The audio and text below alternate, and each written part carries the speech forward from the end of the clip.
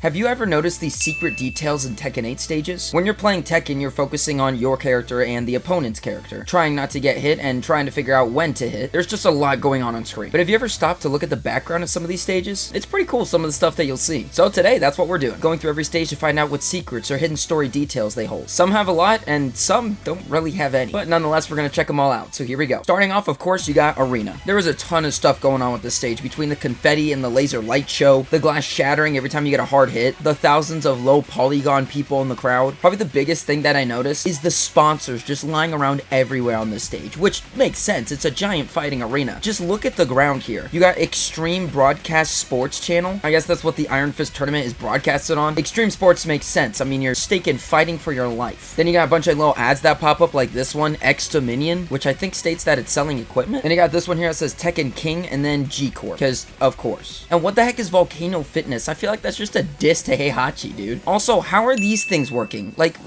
what is that? Another cool detail about this stage is that whenever you get like a really powerful hit in on your opponent, the flame machines will go off. It might be something specific though, because they're kind of inconsistent, but that does lead us onto the next stage, which is of course Arena Underground. In this one, the smoke machines are way more consistent. They go off pretty much anytime you launch your opponent or hit them with a really hard attack, like so.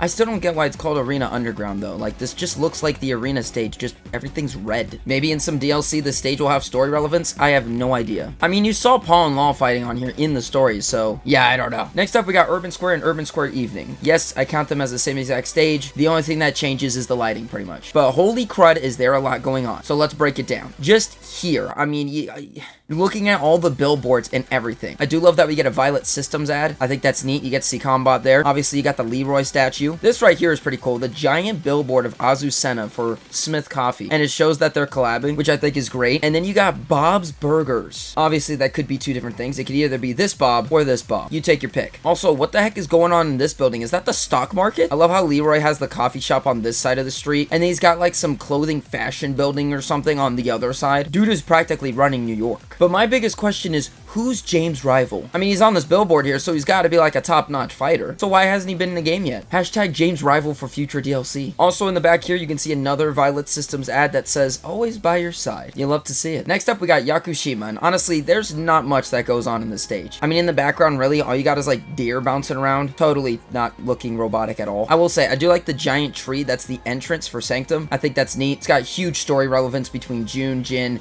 and Ogre. Other than that, it's just nature. I mean, if you come over to the left side of the stage, you can see this neat little area here. I wonder if that's like the bathroom. It is very temple-esque with the stairs and the little statues here. And then if you go a little bit further, you got like these little pillar things. I don't know what these are. If you do, let me know in the comments down below though. There's not really much to say on Coliseum of Fate. I do think it was a missed opportunity to not have Kazuya sitting on the throne if he's not being played. Because with this being a part of the King of Iron Fist tournament, it makes sense to have Kazuya watching. And it's not like they can't do something like that. They did it with Lee in Tekken 7. They also did it on another stage that we're going to be talking about in a little bit. Just would have been a nice little detail they could have added. Looking specifically at the background today though, I just realized that they put in these neon lights, which look pretty cool. I think it's a little bit offsetting though, since everything is like stone and looks ancient and old and awesome, and then you got like neon lights. It's like, what? But I mean, if that wasn't stunning enough, you have the stick-in 175-inch TV that's plastered onto the wall there. Give Kazuya a good zoom in. Bro, look at this inception going on here. I count 4 Huarangs. Rebel Hangar. Yeah, this stage literally has like nothing going on. And I think that's why I don't like it. There's not a lot going on in the foreground where you're fighting, and there's not a lot going on in the background. And really paying attention to the background, looking at it today,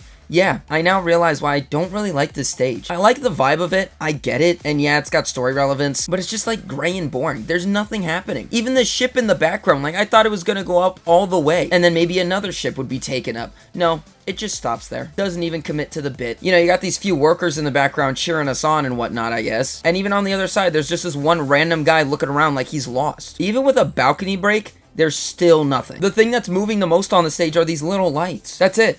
It's just bland. All right, first off, let me get this out of the way right now. This stage looks the best, like visually. The wind, the rain, it just looks good. Now, background details. I love that in the tornado, you can see like all these pieces of this giant ship that have been shredded apart, just getting sucked up into the sky. Totally not going to be yeeted into some town that's nearby. I mean, we're on Yakushima, so there's probably not much there, but there's some sort of civilization nearby. I mean, June had to go shopping somewhere, like Yakushima Mart. So, you know, this entire storm isn't a threat to anybody. Definitely. There's just a ship getting absolutely tossed around back there. Hopefully there's no one on it because I've seen like 16 waves go through it. Then of course you have this giant freighter which has just been beached. I'll say my favorite background effect though is the trees being set on fire because it's like, well, the meteorite just crashed down to Earth. You know, even the ground is still hot. But I mean, just look at that. The wind, the fire, the rain. It's definitely not a stage I ever would have thought of because these are just so many different elements going into each other. But because of what happens in the story, it's possible. So it works. Okay, Descent into Subconscious has quite a lot of stuff going on. I mean, just looking at the starting screen here, you got the stick-in portal from Doctor Strange in the background. Some giant hand pulling on this pillar made of chains and bone. That's not terrifying at all. You got floating lanterns. I think there's chains being pulled out of the water and the water is like being pulled. Like, what is that? Not to mention you got this stinking guy in the background. Like, what's he on about? It's a dinosaur. I just noticed a giant bird fly across the moon. Is that a dragon? Like, what is that? There's so much going on here. Gravity's clearly all messed up because you got asteroids on the other side of the stage going crazy. And if that's not crazy enough, you got the second floor that you gotta deal with, where it looks like Disney's Haunted Mansion with the stinking gargoyles and the chandeliers floating around. I will say, the ground is pretty neat, but we all know that this is a reference to the Tekken 6 story, which is pretty awesome. You can tell with the throne there. I mean, just look at them side by side. The Devil Jin hand with the globe is probably my favorite thing here. So then, going down to the final floor, where it's all just wasteland. There's not much here. I mean, you got these two giant hands here that are trying to make a heart, but instead just have a giant water orb. Some just random statue. I don't know, that's supposed to be Michelangelo. Crows, literally frozen in time. Another water orb.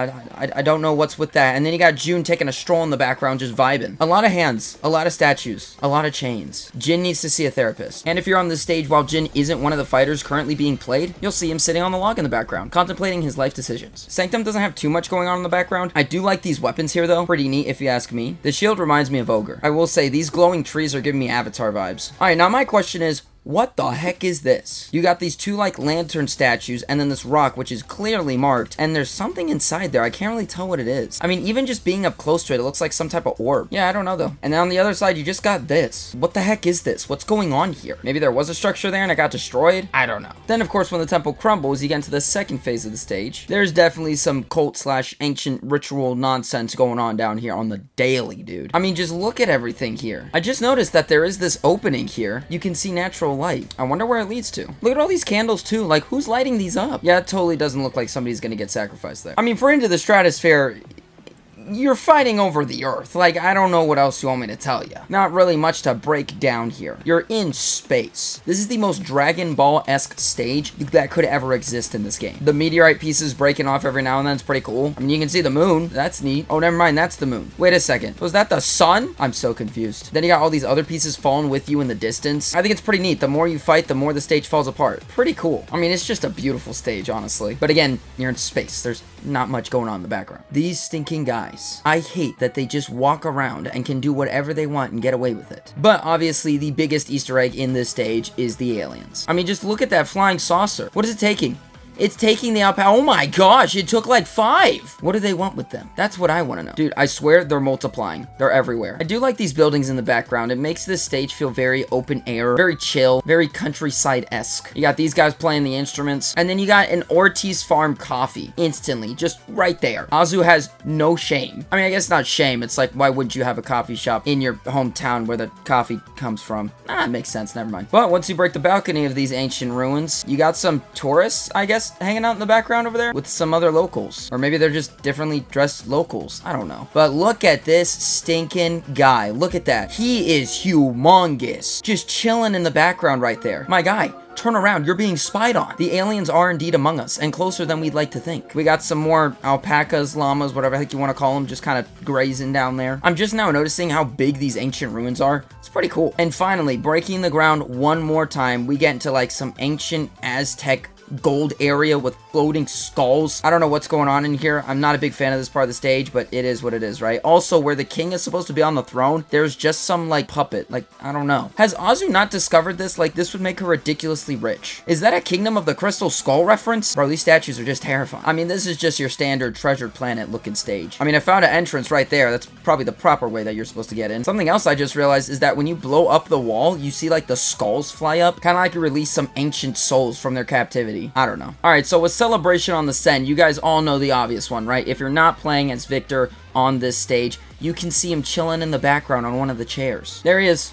Look at this stinking guy, living the high life, just vibing out, man. Got his sword right next to him if anything goes down. But everybody knows about that one already. But did you know about this one? Yes, it's a Titanic reference. I love how the guy's not even holding her. He's just kind of standing right there like, hey, babe, you do your thing. I noticed that the other day, and I was laughing so hard. I think that's great that it's on here. Hopefully she doesn't doom the ship. Secluded training ground is really cool because when you break the walls, you get to see the outside, and it's not really something you usually pay attention to. But something I always notice when I break these walls is that terrifying statue staring at me with like 14 different eyes. Who would make something like that? You can also see what looks like another temple in the background over there. You can just tear this entire wall apart. Like, look at this. I've opened it up so much. That's awesome. 5 minutes later. Okay, so I just spent like the fast 5 minutes slamming Steve across all of these walls, and I think it's safe to say that you can interact with this stage the most out of any other stages in this game. I mean, look at this. Look at the depth of this stage, and this isn't even the full thing. Now I gotta go break all those 3 walls. But seeing like all the mountains and the trees and even this other temple that's pretty close by is really neat. All right, these Oni demon looking things though, they're kind of creepy. Not to mention, they don't stop. There's like hundreds of them here. Like, gosh dang, Heihachi. Bro collects these things like Kazuya collects sneakers. 3 hours later. Okay, so finally, after breaking every wall on this stage, it definitely gives it more of an open air feeling. Reminds me of the stage from Tekken Tag 2, which I believe is the same stage from Tekken Tag 1. And honestly, I think I like it a little bit more. Letting more natural light in. I mean, dude, look at the depth on this. That is insane. Such a cool stage, man. Tell me you're a reference to Akuma without telling me you're a reference to Akuma. Alright, so Elegant Palace. Few little things to note here. I just noticed all these books. Notice this fountain. You have a unicorn on the left, and then whatever the heck those things are called on the right. The horses with wings. I don't know their name. I'll look it up after this. I think we all know the detail about Lee's painting falling down if the stage gets wrecked too much. I do like the ancient art that he's got on the walls with these dragon statues, the pots, even the samurai armor. He's got these busts over here, and even just a full-on statue of himself. Dude thinks he's Abe Lincoln. Then, of course, if you break the balcony and go into the Violet systems, probably the most noticeable thing in the background is combat. And then you got the Violet armor being assembled in the background like Lee's Iron Man or something. Notice that all these combats on the walls are in chambers, but this guy right here isn't. And I kind of wish he was moving, even if it was just him like turning his head, because I'm pretty sure his job is to watch over that terminal. Then finally we got Midnight Siege. Now the thing about this stage is we know that it's going to be in the Tekken 8 story DLC, and the helicopter most likely has Nina in it, which is interesting. I don't know how that's going to play out into the story, so I do kind of wish I was doing this video a little bit later.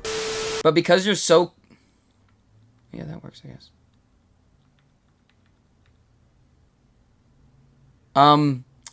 Okay.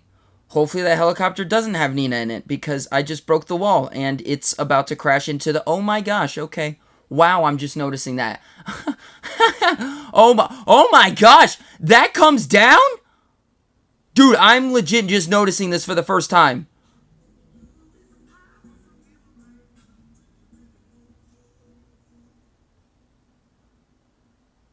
Okay, that's awesome. I did that on pure accident, but alright, that works. Well, there's your background reference, I guess. Oh, hey, there you go. Hopefully Nina's in that chopper. And if you look to the other side of the stage, there's just giant tanks and just death everywhere. This Tekken looks like a Terminator movie out here. But yeah, that's it. That's all 16 Tekken 8 stages for you. Hope you guys learned something new. Let me know if I missed any references in any of these stages in the comments down below. And if you want to talk to me personally, feel free to join the Discord. And don't forget, I stream Tekken 8 with viewers every week. That's it for today, guys. I'll see you in the next one. Stay mad.